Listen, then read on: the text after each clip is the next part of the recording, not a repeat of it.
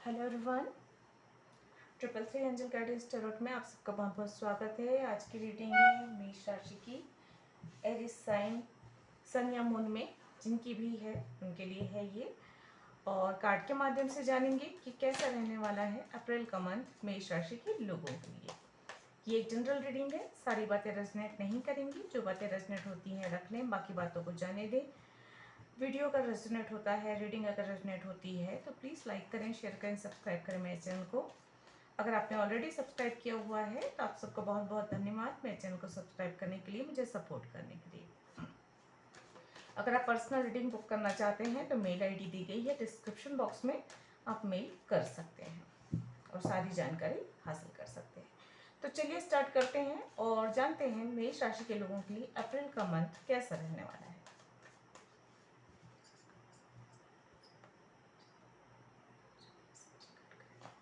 Please angel guide करें।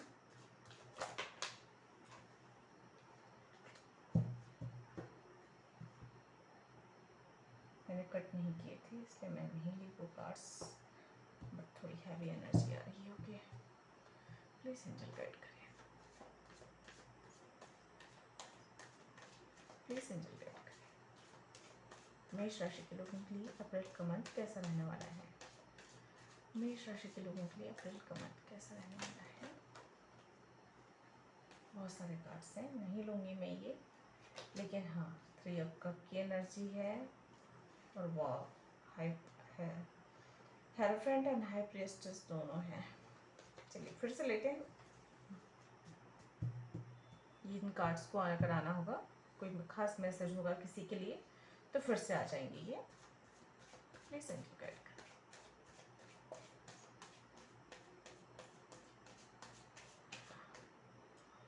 आप में से कोई बहुत ज़्यादा टेंशन में हो या डिप्रेशन में हो, किसी प्रकार की कोई लॉस की एनर्जी, इस सैड वाली एनर्जी महसूस हो रही है मुझे,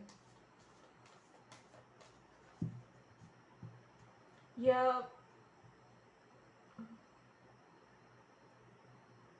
हड़बड़ी, किसी चीज़ की हड़बड़ी है, कुछ जल्दबाजी में है, ऐसा कुछ किसी के लिए मुझे महसूस हो रहा है।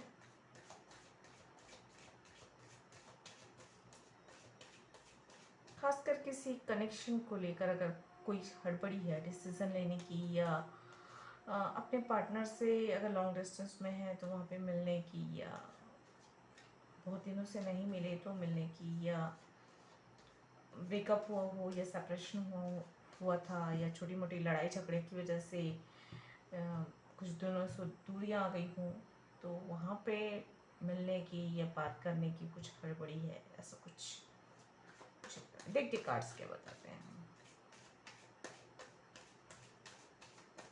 अपने इंट्यूशन को फॉलो कीजिए, यहाँ पे मुझे एक मैसेज मिल रहा है कि अपने इंट्यूशन को फॉलो कीजिए, ओवर थिंकिंग करने से बचें। Okay,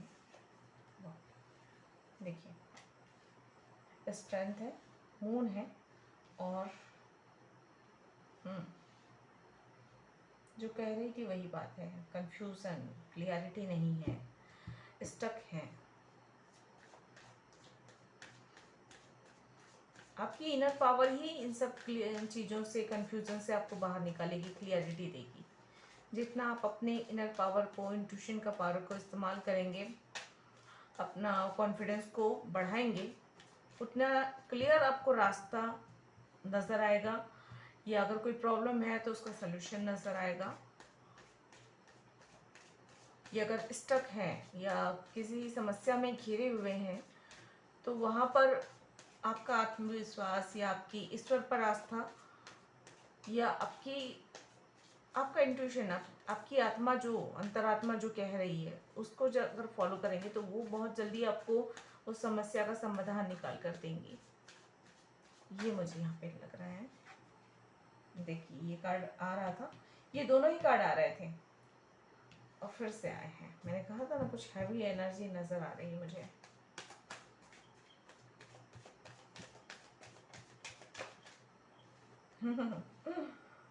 this is magic. ये मैजिक नहीं तो क्या है, बताइए। इतने सारे कार्ड्स में वही कार्ड्स वापस आ रहे हैं जो पहले आ चुके हैं और आपके सामने मैं सफल कर रही हूँ। चलिए, ये तो कार्ड्स आ गए, ले लेते हैं। तो आप लोगों के लिए जो कार्ड है स्ट्रेंथ है, the moon, 8 of sword, 5 of cup, the hierophant, the chariot, 3 of pentacles. Bottom of the deck है क्वीन ऑफ वॉन्ड्स। नंबर 5 की एनर्जी है बदलाव। जीवन में कुछ बुरी घटनाएं घटी हैं या कुछ परिस्थितियां, विषम परिस्थितियां, बिल्कुल आपकी स्वभाव से विपरीत परिस्थितियां बनने वाली हैं या बन चुकी हैं, और ये इसलिए बनी है क्योंकि जीवन में कुछ बदलाव आने वाले हैं, परिवर्तन आने वाला होता है। जैसे तूफान आता है, तूफान के बाद कई सारी चीज़ें बदल जाती हैं, टूट जाती हैं, हट जाती हैं, अपनी जगह से हट जाती हैं, टूट फूट जाती हैं, पौधे उखड़ जाते हैं, फिर नए पौधे, तूफान के बाद वहाँ पे नए पौधे लगाए जाते हैं, बोट्स हट जाते हैं, बोट्स टूट जाते हैं तो नए बोर्ड लगाए जाते हैं, मरम्मत की जाती है, कुछ नया रंग रोगन किया जाता है। तो जो विषम परिस्थितियाँ होती हैं ना, वो भी यही काम करती हैं। काफ़ी कुछ आपके जीवन से ऐसी चीज़ें हटाएंगी जो चीज़ें ज़रूरी नहीं है, जो पुरानी हो चुकी है, जिन्हें बदलना ज़रूरी है। तो बदलाव को स्वीकार कीजिए। सबसे पहली बात तो ज़रूरी ये होता है कि बदलाव को स्वीकार कीजिए। आपके जीवन में अच्छे बदलाव हो रहे हैं तो भी, बुरे बदलाव हो रहे हैं तो भी स्वीकार करना ज़रूरी है। अच्छे बदलाव में तो आप खुश हो जाते हैं, बुरे बदलावों को स्वीकार नहीं कर पाते हैं और फिर स्टक हो जाते हैं उस पेन में, उस परेशानी में। वहाँ से आपको मूव ऑन करने की बात कही जा रही है, लेट गो करना है, आगे बढ़ना है। पास्ट की चीज़ों को छोड़कर आपको आगे बढ़ने की यहाँ पे सलाह दी जा रही है। जो मुख्य रूप से एनर्जी है मैं उसकी बात कर रही हूँ। ज़रूरी नहीं है कि सारी बातें सभी के साथ रेजोनेट करें, जितना रेजोनेट होता है वो रखें। कोई किसी भी प्रकार की विषम परिस्थितियाँ हैं, विषम परिस्थितियाँ आपको जो है आगे बढ़ने के लिए कह रही हैं, वहीं पर नहीं रुकना है, गो विद द फ्लो। तैर नहीं सकते तो धारा के साथ बह जाइए, लेकिन वहीं पर रुकिए मत, क्योंकि जब पानी रुक जाता है ना तो सड़ जाता है। बहती हुई नदी कभी गंदी बदबू नहीं आती है, क्योंकि पानी ताज़ा होता है। बहते हुई नदी होती है, बहता हुआ जल होता है, वो स्वच्छ होता है।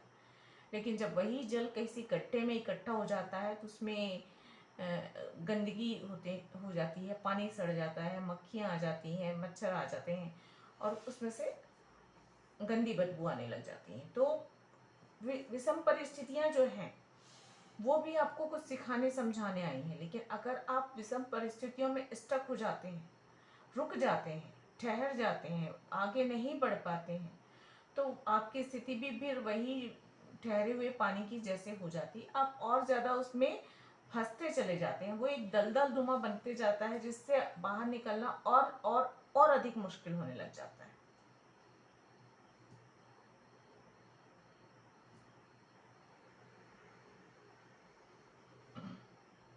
बदलाव होंगे, अप्रैल के इस मंथ में बदलाव दिख रहे हैं। आपकी बुरी परिस्थितियों से बाहर निकलकर आप जो है आगे की ओर बढ़ रहे हैं, और ये आगे बढ़ने में और कोई आपकी मदद नहीं करेगा। आप लोगों की तरफ अगर आप मदद के लिए देखेंगे, आपको शायद ही मदद मिलेगी। मैं यहाँ पे क्लियरली कह रही हूँ, जो कार्ड्स बता रहे हैं, आपको अपने ही अंदर के आत्मविश्वास के साथ आगे बढ़ना है।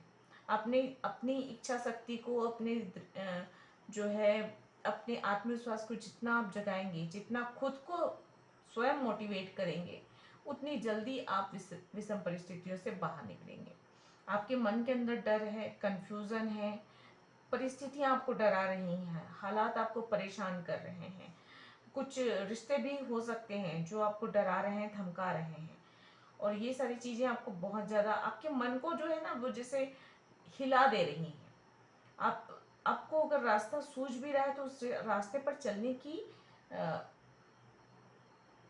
कॉन्फिडेंस नहीं आ रहा है उसमें चलने के लिए, कि कैसे चलूँ, मैं चल पाऊंगा या नहीं चल पाऊंगा, या इस तरह की एनर्जी महसूस हो रही है। यहाँ पे काम थोड़े से रुके हुए महसूस हो रहे हैं।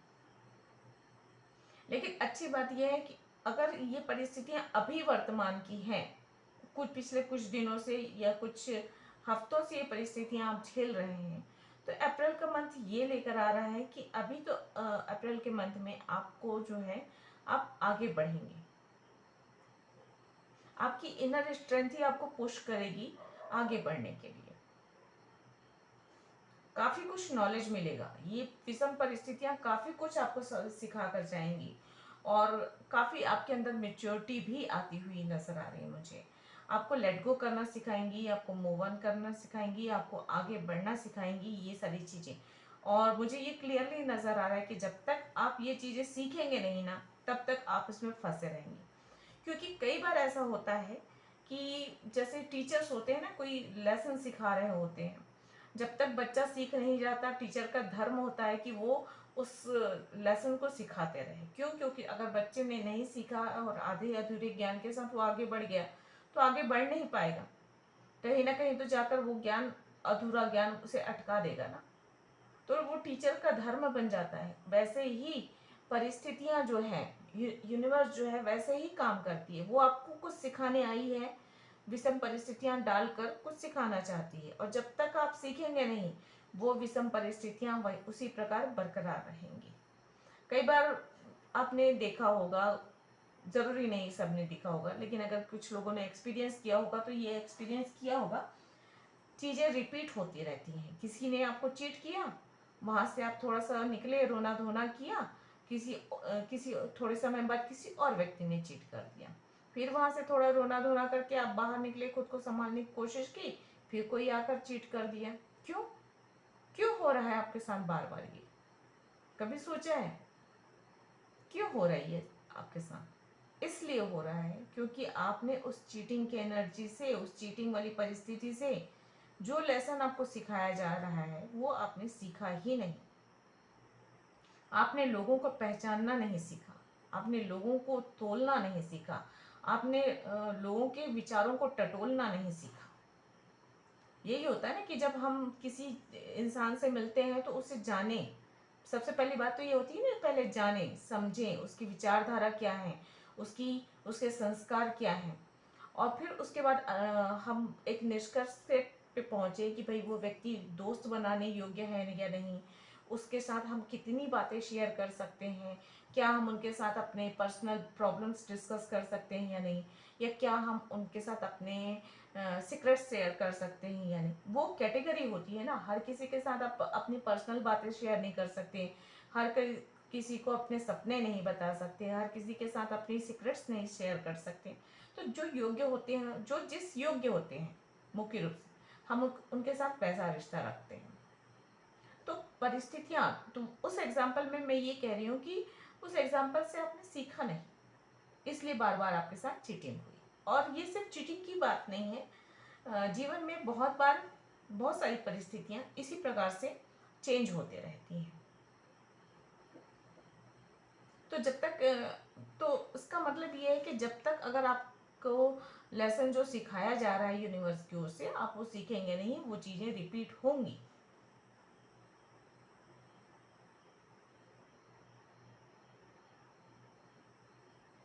तो सीखने की जरूरत है यहाँ पे। जो भी आपकी परिस्थितियां आपको सिखा रही हैं, और उन परिस्थितियों को समझने की कोशिश करें। और ये चीजें तब होंगी, देखिए जब आप भीड़ में होते हैं, तो कई बार बहुत भीड़ में होने पे आप स्वयं की आवाज को समझ नहीं पाते हैं, या अगर आप कुछ बोलते हैं तो आपके कान में नहीं जाती है आपकी आवाज। आपको पता तो होता है आप क्या बोल रहे हैं, लेकिन भीड़ और शोर इतना होता है कि वो नहीं जाती है, अगर आप ध्यान न दे तो। ठीक है। उसी प्रकार जैसे आप मटेरियल वर्ल्ड में बहुत ज़्यादा फंसे रहेंगे, तो आप अपने इंट्यूशन से नहीं जुड़ पाएंगे। यानी इंट्यूशन अगर आपके कुछ समझा रहा है, या आपकी अंतरात्मा आपसे कुछ कहना चाहती है, तो वो चीज़ आपके दिमाग में आएगी ही नहीं। उस बात को आप इग्नोर करके चले जाएंगे। जैसा होता है ना कि घर पे इतने सारे लोग रहते हैं, कोई कुछ कह दे तो आप ध्यान नहीं देते हैं। कोई ज़रूरी बात भी किसी ने बोल दिया तो आप वो ज़रूरी बात सुनी, लेकिन अनसुनी करके निकल गए या भूल गए। तो इसलिए ज़रूरी है अगर आप विषम परिस्थितियों में हैं तो थोड़ा सा समय निकालिए, मेडिटेशन कीजिए, ध्यान कीजिए, अपने ईश्वर से बात कीजिए, अपनी समस्याओं को अपने ईश्वर से कहिए। देखिए, इंसानों को आप अगर अपनी समस्याएं बताएंगे तो कुछ लाभ नहीं होगा, लेकिन अगर आप ईश्वर से अपनी समस्याओं के बारे में बात करते हैं या नेचर से अपनी समस्याओं के बारे में बात करते हैं तो आपको राहत भी मिलेगी और बहुत जल्दी उस समस्याओं से बाहर निकलने का रास्ता भी मिलेगा।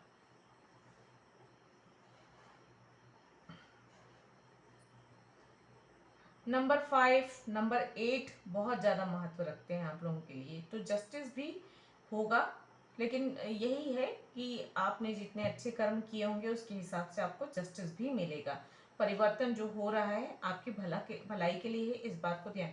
विषम से विषम परिस्थितियों में ये खुद को यही यकीन दिलाइए कि जो भी हो रहा है ईश्वर की मर्जी से हो रहा है और आपके भले के लिए हो रहा है। हर चीज में अगर आप गिर भी जाते हो और आपको चोट भी लग जाती है तो उसमें भी ये सोचिए, विश्वास रखिए कि ईश्वर ने वो परिस्थितियां में आपको डाला है तो वो आपके किसी न किसी आपकी भलाई के लिए होगा और आपको समझ में भी आने लग जाएगा। उससे आपको कुछ ना कुछ सीख मिलेगी, कुछ ना कुछ अच्छा होगा आपके लिए, ये भी निश्चित है। बाकी सबके लिए देखिए, कहूँ तो अगर किसी की हेल्थ प्रॉब्लम चल रही है, खासकर मन उदास है या बहुत ज़्यादा उत्तेजित है, दोनों ही कंडीशन में मन पर नियंत्रण करना ज़रूरी है। भावनाएं बहुत अप्स एंड डाउन्स हो रही होंगी तो ये आपके मन के लिए, आपके मस्तिष्क के लिए बिल्कुल भी सही नहीं है, हेल्थ के लिए भी सही नहीं है।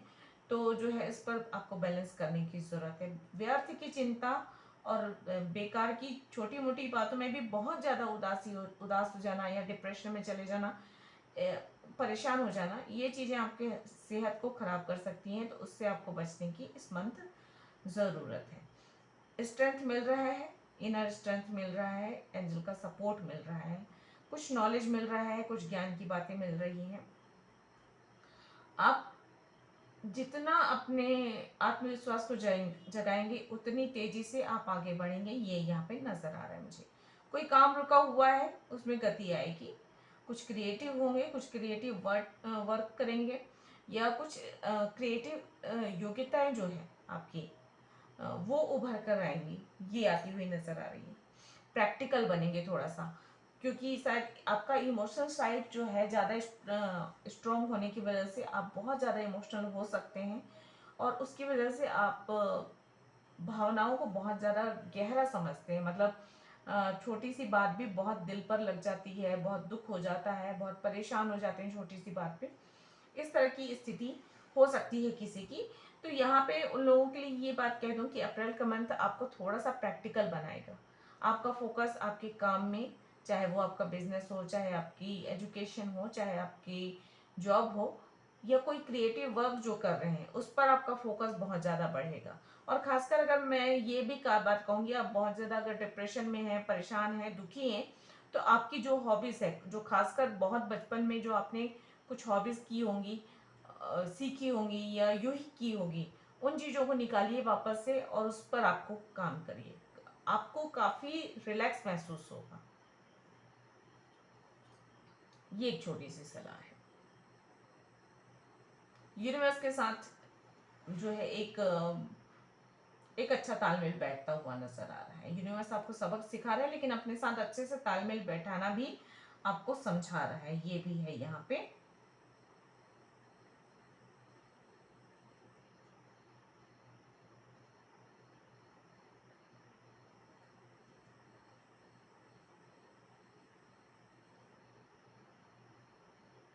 मुश्किल परिस्थितियों में जो है मुझे ये नजर आ रहा है कि आपका ज्ञान, आपका नॉलेज ही आपको बाहर निकालेगा।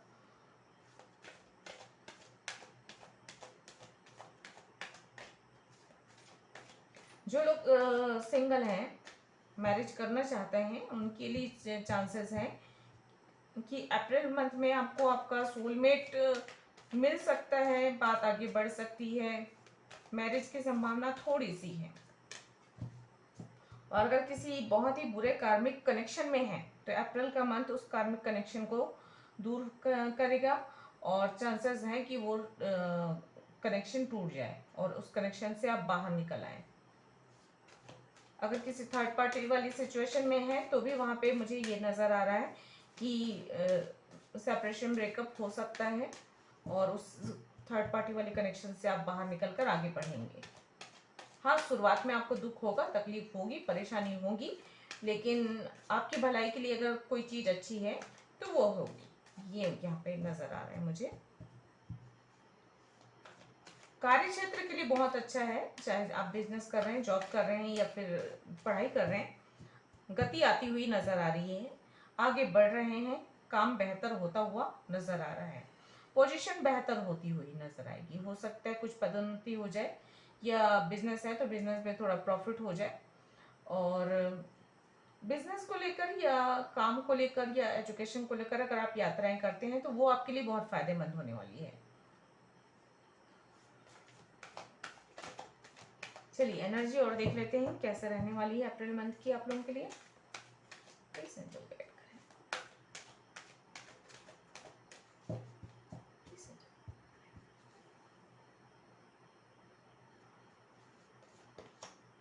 द वर्ल्ड का कार्ड है। देखिए यात्रा के योग बन रहे हैं, आपको थोड़ा बड़ा सोचने की ओर कहा जा रहा है। अपने सपनों को पूरा करने के लिए प्लान बनाने की ज़रूरत है, आगे बढ़ने की ज़रूरत है।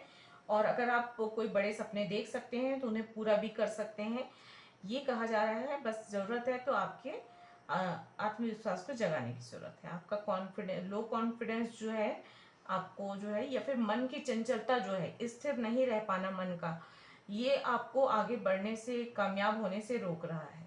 यही जो है मन का स्थिर ना रहना जो है ना, आपको थोड़ा सा भटका रहा है, भटक जाते हैं आप, तो उससे आपको थोड़ा सा बचने की जरूरत है।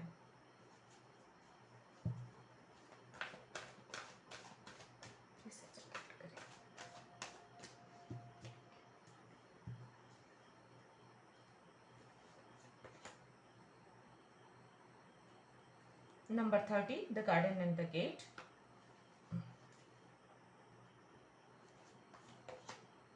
Number 31, door to value. Number 30, number 31, यानी आप आगे बढ़ रहे हैं, एक स्टेप आगे बढ़ रहे हैं। और यहाँ पे देखिए ये कार्ड्स क्या बता रहे हैं, आपके बहुत बड़े बड़े सपने हो सकते हैं, या सपने हैं आपके, कामयाब होना चाहते हैं आप, नेम फेम चाहते हैं, आगे बढ़ना चाहते हैं, लेकिन स्टक हैं। मन की चंचलता आपको स्थिर नहीं रहने दे रही है और इधर उधर भागते रहते हैं, दिमाग इधर उधर भागते रहता है, और ये चीज़ जो है आपको आगे बढ़ने से रोकती है, आपको कामयाब होने से रोक रही है। मैं पहले ही बता चुकी हूँ। और यहाँ पे ये है कि आपको लेट गो करके आगे बढ़ना है। कुछ विषम परिस्थितियां हैं जिन्होंने आपको एक जगह बांध कर रखा है। ये दोनों कार्ड देखिए लगभग लगभग एक जैसे हैं। यहाँ पे बंधन नहीं है, लेकिन एक विश्वास की कमी है। आगे बढ़ने की, बढ़ना तो चाहते हैं, आंखों में ख्वाब जरूर है, लेकिन सिर्फ सोचते रह जा रहे हैं। ये मन की कमजोरी को बताता है कि आप ख्वाब तो देख रहे हैं, ख्वाबी पुलाव तो पका रहे हैं, लेकिन उठकर काम नहीं कर रहे हैं। वहां पे जहाँ पे उठकर काम करने की, एक्शन लेने की बात आ रही है, वहां पे आप थोड़ा सा डगमगा जा रहे हैं। आप पता नहीं हो पाएगा या नहीं, ये कैसे मैं आगे बढ़ूं, ये वाली भावना जो है आ रही है। और यही एक बात है जो आपको आगे बढ़ने से, कामयाब होने से रोक रही है। और यहाँ पे है डोर टू वैल्यू, मतलब आपकी जो वैल्यू है, आपके जो सपने हैं वो पूरे हो सकते हैं, कामयाबी आपको मिल सकती है। नंबर 31 ये कह रहा है कि आगे बढ़ना है आपको, और जो है आप आगे बढ़ेंगे। जब तक आप पास्ट की चीजों को, या जो चीजें आपको रोक रही हैं, चाहे वो आपका आत्मविश्वास की कमी ही क्यों ना हो, अगर ये वो चीज आपको रोक रही है तो आप कभी भी कामयाब नहीं हो सकते। एज ए एग्जाम्पल मैंने कहा, इसी प्रकार की बहुत सारी ऐसी चीजें होंगी आपके जीवन में, कुछ तो होंगी, बहुत सारी नहीं होंगी, कोई ना कोई एक बात तो होगी जो आपको आगे बढ़ने से रोकती है। तो वो बात जो है, जब तक उस बात को पर आप विजय हासिल नहीं करेंगे, मतलब अगर वो डर है किसी प्रकार का, आपका मन का डर है, तो उस डर पर जब तक आप काबू नहीं पाएंगे तब तक आप आगे नहीं बढ़ेंगे, तब तक आप ये गेट खोलकर आगे नहीं बढ़ेंगे। रास्ता बहुत लंबा है, आपके लिए बहुत सारे सपने हैं, बहुत सारी अपॉर्चुनिटीज रास्ता देख रही हैं, बहुत सारी कामयाबी के क्षण हैं आपके लिए, लेकिन जब तक आप इस गेट को खोलकर आगे बढ़ेंगे नहीं, मंजिल तक पहुंचेंगे नहीं, आपको कामयाबी मिलेगी नहीं। तो आपको कामयाबी चाहिए तो ये चीज तो करनी होगी। और बॉटम ऑफ द डेक है second chakra archangel Ariel number 36 and door to romance number 33। तो देखिए कुछ लोगों के लिए जो है फाइनेंस को लेकर ब्लेसिंग्स मिल रही है, मतलब फाइनेंशियली बहुत स्ट्रांग होने वाले हैं, आपको बहुत फायदा होने वाला है। और कुछ लोगों के लिए जो है मैरिड लाइफ बहुत बेहतर होने वाली है अप्रैल के इस मंथ में। फैमिली, बच्चे या फैमिली की सारी खुशियाँ मिलती हुई नजर आ रही है। और कुछ लोग ऐसे हैं जिनकी लाइफ में कोई नहीं है, तो उनकी लाइफ में मैं पहले ही बता चुकी हूँ कि लव की एंट्री हो रही है, न्यू लव की एंट्री हो रही है, या फिर आपके सोलमेट की एंट्री हो रही है, लाइफ पार्टनर की एंट्री हो रही है, इसकी भी बहुत ज़्यादा संभावना है।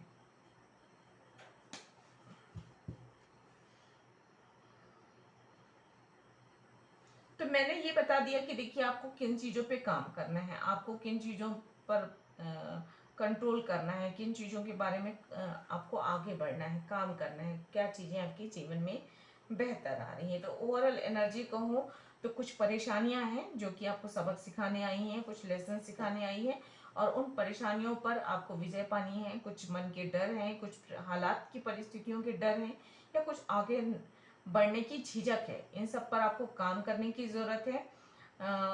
जो भी विषम परिस्थितियां हैं, जो भी मन के बुरे विचार हैं, ये नकारात्मक विचार हैं, उन सबको दूर करना है, कॉन्फिडेंस के साथ आगे बढ़ना है, अपने सपनों को पूरा करने के लिए काम करना है, एक्शन के मोड पे आना है।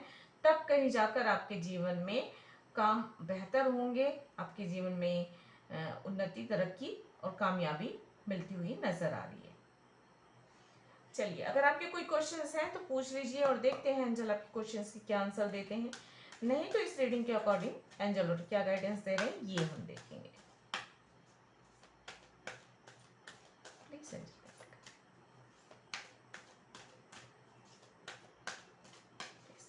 Thank you.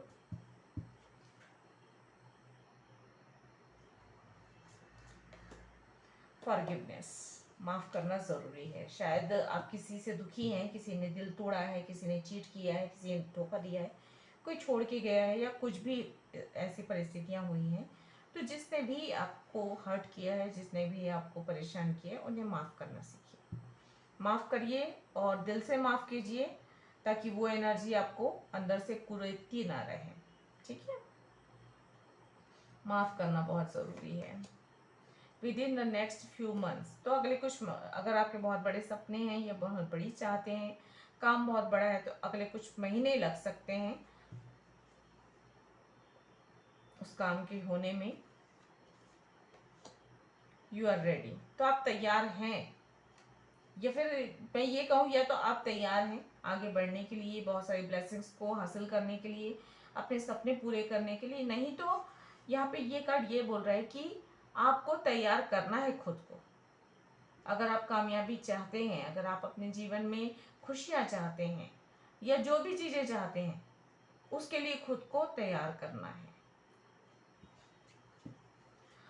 Bottom of the take है वेट का कार्ड है, तो किसी के लिए थोड़ा सा रुकना भी ज़रूरी है, इंतज़ार करना पड़ेगा आपको। और इंतज़ार इसलिए भी करना पड़ेगा क्योंकि अभी हो सकता है आप तैयार नहीं हैं, और उस तैयार ना होने के बाद आपको तैयार होना होगा पहले, तब कहीं जाकर आपको कामयाबी मिलेगी। मतलब खुद को ट्रेन करना है, मूव ऑन करना है, कॉन्फिडेंस जगाना है, आगे बढ़ना है, प्लानिंग करनी है, एक्शन लेना है, तब कहीं जाके कामयाबी आएगी। तो थोड़ा सा उस कामयाबी को पाने में थोड़ा तो वक्त लगेगा, थोड़ा तो इंतजार करना पड़ेगा, आपको अधीर नहीं होना है।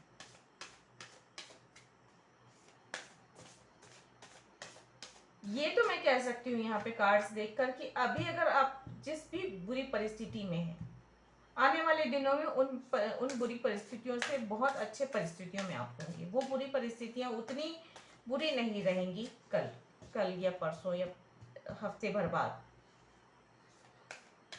क्योंकि ये जनरल रीडिंग है, सबके लिए अलग अलग चीजें हैं। लेकिन ये मैं कह सकती हूँ कि आने वाला पल, आने वाला वक्त आज के वक्त से बहुत बेहतर होने वाला है। और ये अफर्मेशन भी आप बोल सकते हो अगर आप विपरीत परिस्थितियों में हो। आज का दिन भले बुरा हो, लेकिन आने वाला दिन या कल, कल बहुत अच्छा होगा, कल आज से बेहतर होगा। अगर आज कुछ थोड़ा अच्छा हुआ है तो ये सोचिए कि कल इससे और अच्छा होगा, कल इससे और मुझे कामयाबी मिलेगी, कल और बेहतर दिन गुजरेगा, कल मैं और बेहतर तरीके से परफॉर्म करूँगा, या कल और मेरे जीवन में इससे ज़्यादा मुझे खुशियाँ मिलेंगी, इससे और ज़्यादा ब्लेसिंग्स मिलेंगी। ये पॉजिटिव रखिए अपने सोच को कि आने वाला पल, आने वाला वक्त आज से बेहतर होगा। चलिए सलाह देख लेते हैं, एंजल आपको क्या सलाह देते हैं। प्लीज एंजल गाइड करें। Your commitment is being tested. तो ये विपरीत परिस्थितियां हो सकती हैं, आपने जो कमिटमेंट किया है सोल लेवल पे चाहे फिजिकल लेवल पे, वो टेस्ट लिए जा रहे हैं। तो अब आपकी परिस्थितियां कौन सी हैं, कैसी परिस्थितियों में हैं आप, और किससे आपने कमिटमेंट किया है, उन चीज़ों को ध्यान दीजिए और अपने आप को प्रूफ कीजिए कि आप लॉयल हैं। A new start is coming. कुछ नया स्टार्ट होने वाला है, खासकर न्यू मून के समय पे।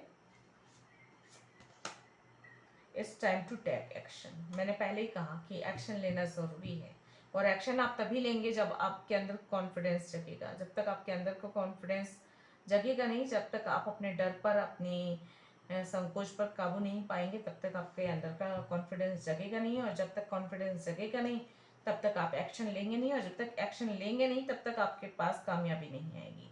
Hold your vision. अपने सपनों को पकड़ के रखिए आप। यहाँ पे होल्ड योर विजन ये भी कह रहा है, आपका मन चंचल है ना, दिमाग इधर उधर डोलते रहते हैं। आज कुछ और बनने का सपना देखते हैं, कल कुछ और बनने का सपना देखते हैं, परसों कुछ और प्लानिंग करते हैं, उसके बाद नेक्स्ट डे और कुछ प्लानिंग करते हैं। स्थिर नहीं है।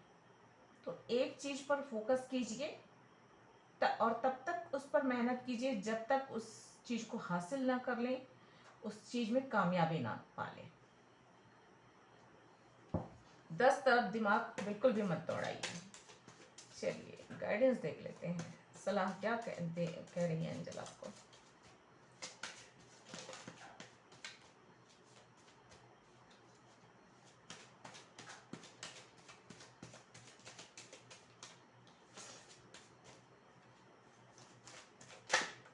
Thank you.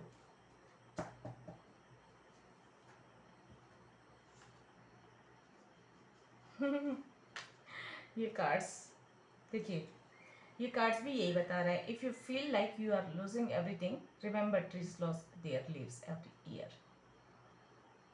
पतझड़ के ऋतु में सारे पौधे के सारे पत्तियां झड़ जाती हैं, बिल्कुल ठूट हो जाती है पेड़ जो होता है। अगर वो हताश हो जाए कि अब मेरे में पत्तियां नहीं आएंगी, मैं तो मर गया, मेरा तो कुछ हो नहीं सकता, ना पत्तियां आएंगी, ना फूल लगेंगे, ना फल लगेंगे, तो क्या होगा?